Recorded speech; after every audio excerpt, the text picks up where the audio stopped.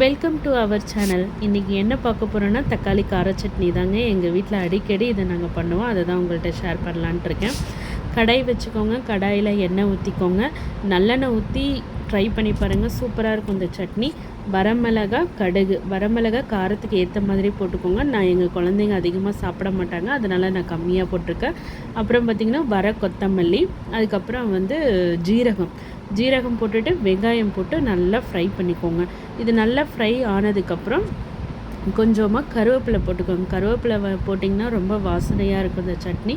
கருவேப்பிலை தான் இதுக்கு ஒரு சூப்பரான ஒரு ஃப்ளேவர் என்ன கேட்டால்.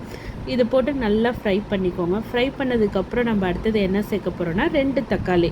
எங்கள் ஃபேமிலிக்கு 2 தக்காளி போதும். நாங்கள் 4 பேர் 3 பேர் தான் சாப்பிட்ற மாதிரி இருக்கும். 2 தக்காளி. ஸோ உங்களுக்கு ஏற்ற மாதிரி நீங்கள் தக்காளி சேர்த்துக்கோங்க. இதில் தக்காளி ஃப்ளேவர் போட்டால் தான் இந்த சட்னி சூப்பராக இருக்குங்க. வெங்காயம் கம்மி பண்ணிக்கோங்க. போட்டுட்டு அதுக்கப்புறம் உங்களுக்கு ஏற்ற மாதிரி நீங்கள் உப்பு போட்டுக்கோங்க. இந்த சட்னி பார்த்திங்கன்னா இட்லி, தோசை, ஈவன் தயிர் சாதத்துக்கு கூட காம்பினேஷன் சூப்பராக இருக்குங்க. நாங்கள் இன்றைக்கி தோசைக்கு தான் வச்சு சாப்பிட்டோம். சூப்பராக இருந்துச்சுங்க இந்த சட்னி. இதில் என்ன பண்ணிங்கன்னு நல்லெண்ணெய் ஊற்றி சாப்பிட்டு பாருங்கள். எல்லா சட்னிலையும் நல்லெண்ணெய் ஊற்றினீங்கன்னா நல்ல டேஸ்ட்டு, ஃப்ளேவர் நல்லா கிடைக்கும். எங்கள் வீட்டில் நாங்கள் இப்படி தான் இந்த டின்னருக்கு இந்த கார சட்னி அரைச்சி சாப்பிட்டோம். இதோட பேர் என்னன்னு பார்த்தீங்கன்னா தக்காளி கார சட்னி.